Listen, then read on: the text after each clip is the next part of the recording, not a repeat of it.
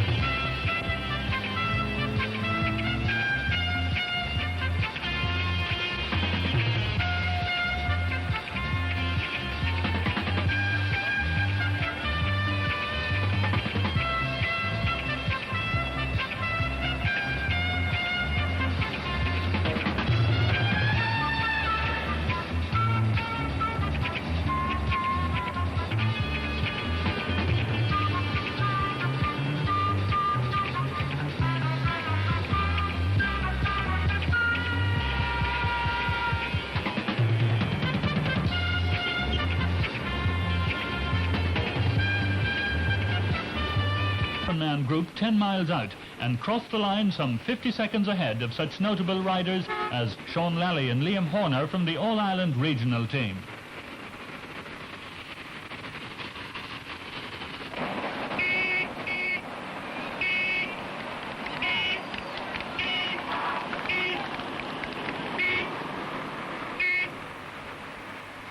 At the line it was Corbett who had edged in front. The second group was led by Lally with Horner fourth, but none of the big guns like the Dutch and French riders ventured out of the bunch during the stage. A bus ride next morning brought the bike men to the start of stage 2 at Donegal town, and after the formalities of giving the yellow jersey to the 26-year-old Paul Corbett, they were off again on the 85 miles mountainous ride to Buncrana.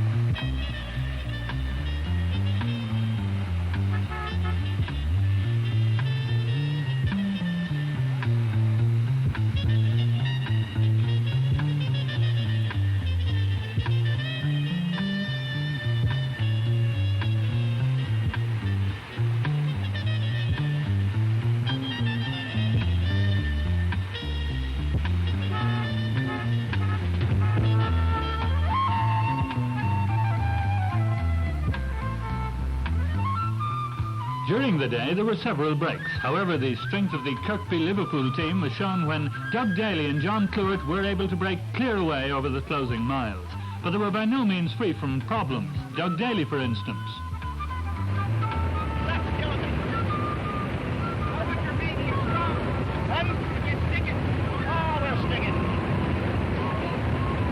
You've only about 7 or 8 miles to go anyway. How many? About 7 or 8.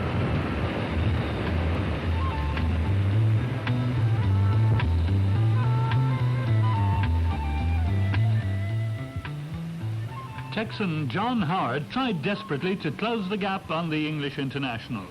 This was the first indication of how strong a rider he really was. For the first time ever in a stage race in Ireland, an American rider was taken seriously. However, the stage win rested between Daly and Clewett.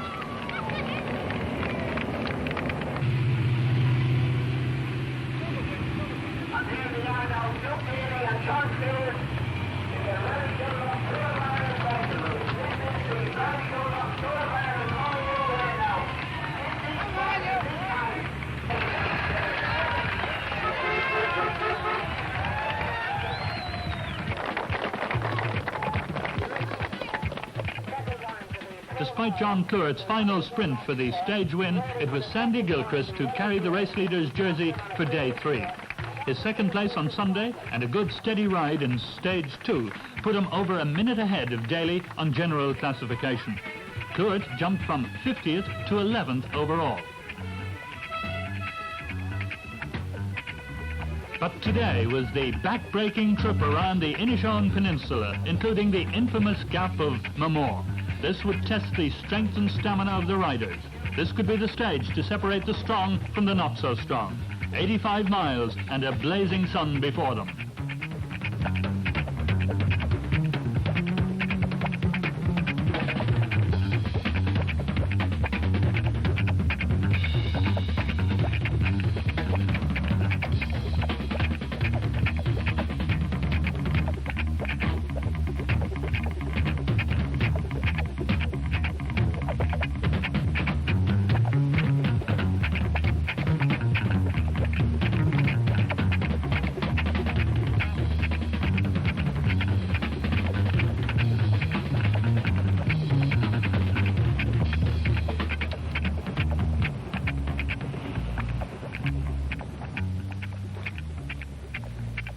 This was it, the Gap of Namur, with an 800-foot rise in less than a mile. 10 riders were in the break, but before the summit there was agony and pain.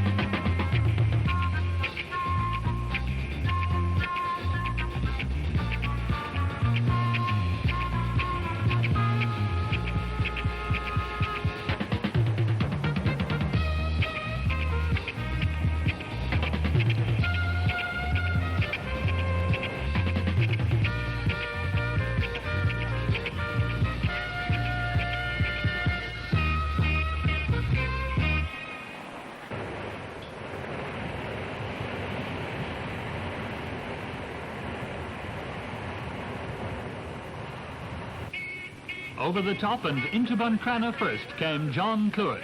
His was a tremendous effort, leaving him 50 seconds up on the Birmingham duo of Howard Darby and Paul Corbett. But the Gap of Namur had taken its toll of even the fittest.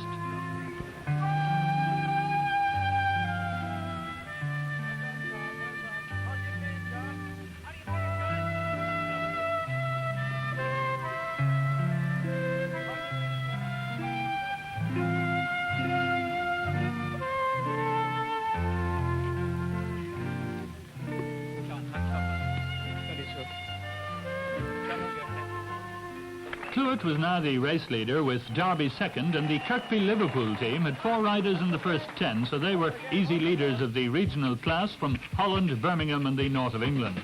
The All-Ireland team were next in line, a disappointing 5th. Today, Wednesday, the run was an 80-miler to Bundoran, and there were more incidents to record.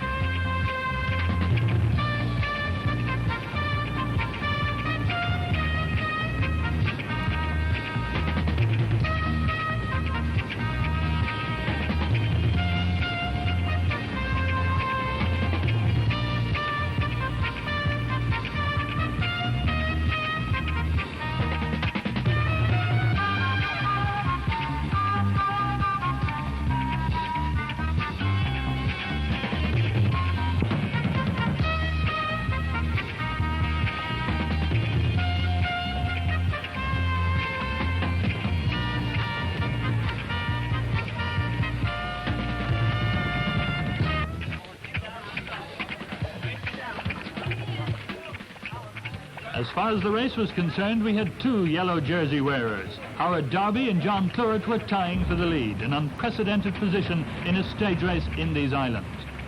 But there are many miles of road ahead for the riders and the service crew. You have a great chance of getting this stage, so keep it going now. You can only go down to the descent. Don't take any chances. You know yourself. Once you don't panic, you're okay. Don't panic. That's our 10th puncture today. We usually only have about 8.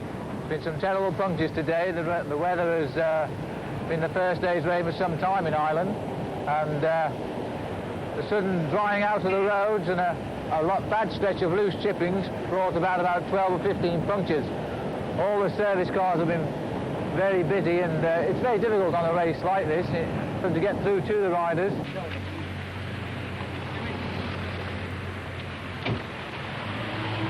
Go on, go on. Go on, oil hard. The race, the Tour of Ireland, is now catching up very quickly with other top international races throughout the world. And although many of them enjoy the facilities of a completely closed road, not all the tours do, and the Tour of Britain Milk Race is one of these. Keep left riders, keep left riders. But it's a very difficult race today. The wind is very, very strong, and it's blowing onto the riders' left shoulders and keeping them across the road. And they're finding it very hard indeed now to hold on to that wheel in front. It's all effort now. Pull in. And just pull in. There's millions of cars. You'll have no problem getting on, and you have a good chance. Now, come on. Come on. You're all right. There's the two riders. Go forward, Jim. Can you go forward? Number 75. He hasn't punctured. He must have some other trouble.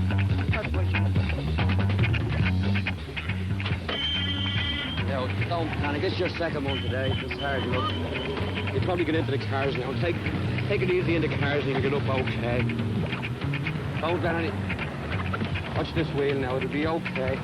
Just watch your sprockets and changes that come off between your gears and your... Okay, go ahead, Joe. Once you're in the cars, and all the best of the stage now. I hope you do well.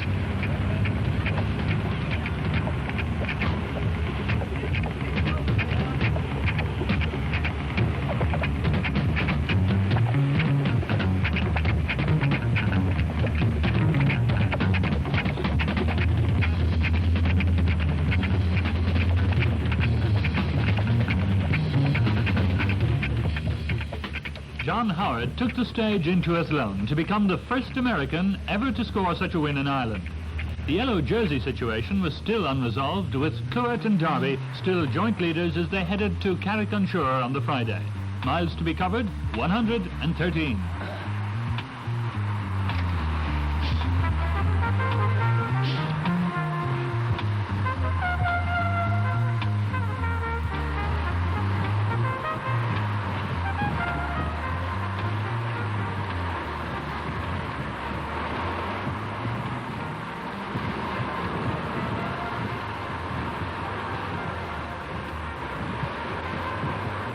Minutes.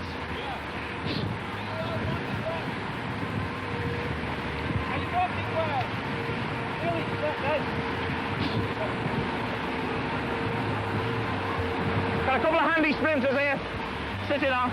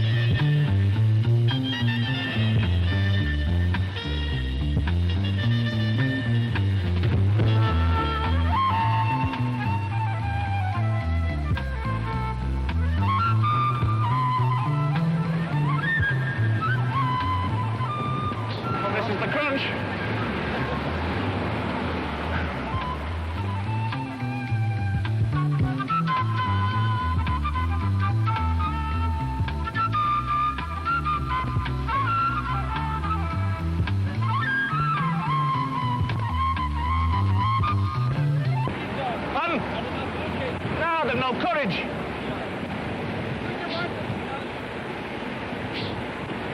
Who's the blame? Who's to blame? Me. me. Why? If I wasn't here, they'd work. Doug Daly was the man they were watching because this group was over 3 minutes up on the bunch and he could become the race leader. However, over the last few hundred yards, Daly let the others fight it out between themselves, and Deckers of Holland got the verdict from yet another Kirkby man, Alan Fairhurst. On the Friday evening, the riders were in the Carrick-on-Shore Convent School, where the Sisters of Mercy saw to it that the bikemen enjoyed some of the best food of the week.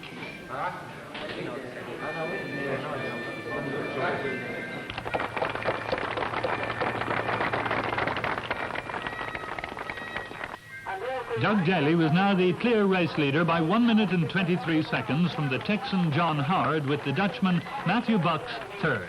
The English rider was showing the qualities that rates him as the top amateur in the world. Could he hold the yellow jersey over stage 8 to Arklow? Yet another 97 miles through Waterford, Wexford and New Ross.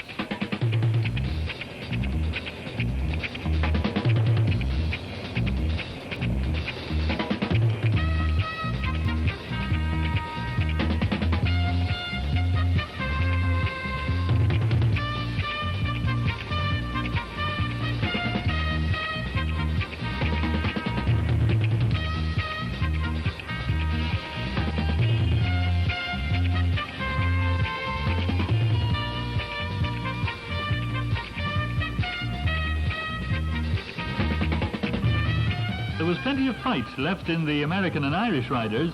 Bill Humphreys of New York was in a three-man break, but he had his problems with Paddy Doran and Harry Dawson of Dublin. He tells the story himself. John Howard told me to go to the front.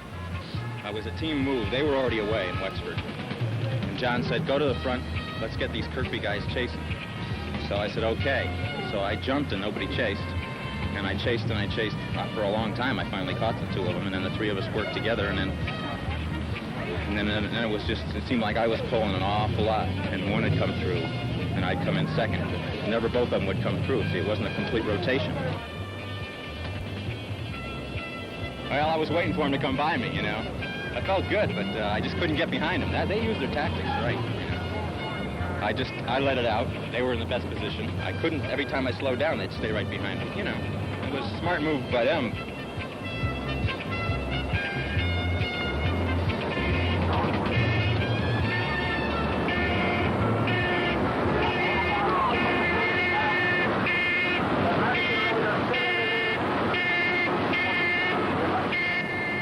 Playing tactics to an advanced stage, Paddy Doran won the sprint, but Bill Humphreys was left to take third behind Brame and Harry Dawson, but the American had hoped to do better. I told him, I said, geez, you guys fed from the car. You know, I said, I'm doing all the work. You're going to get a 10-minute penalty anyway for feeding from the car. Why not let me take the stage win when I've done all the work anyway, you know? But they wanted to win, so they won. This is their country. I don't blame them. I'd have done the same thing, really. With Doug Daly still with the race leader's jersey, Sunday took the 75 remaining riders to Dublin over the testing Sally Gap. Again, the weather was unkind, but rain or shine, the wheels kept turning.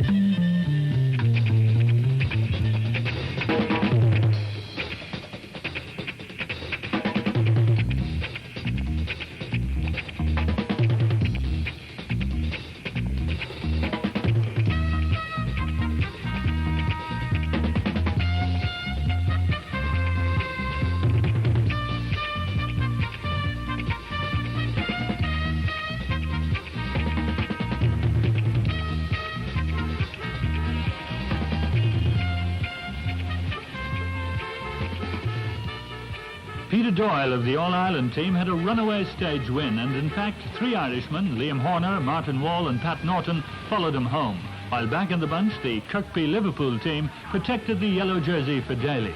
Even though Dave Beattie took the 30-mile circuit race later in the afternoon, Daly had little trouble running out the winner of this marathon race for the second time. His last success was in 1971. But that third place for John Howard, the office clerk from Houston in Texas, indicates that from that quarter may come a cycling challenge in the future.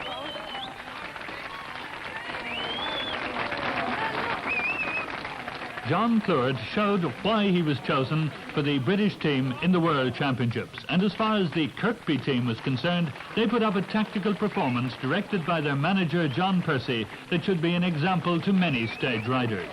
Doug Daly was captain of that team, and he played a captain's part. His second win in the Rally Dunlop Tour is only part of a success story that spans his 13 years in cycling.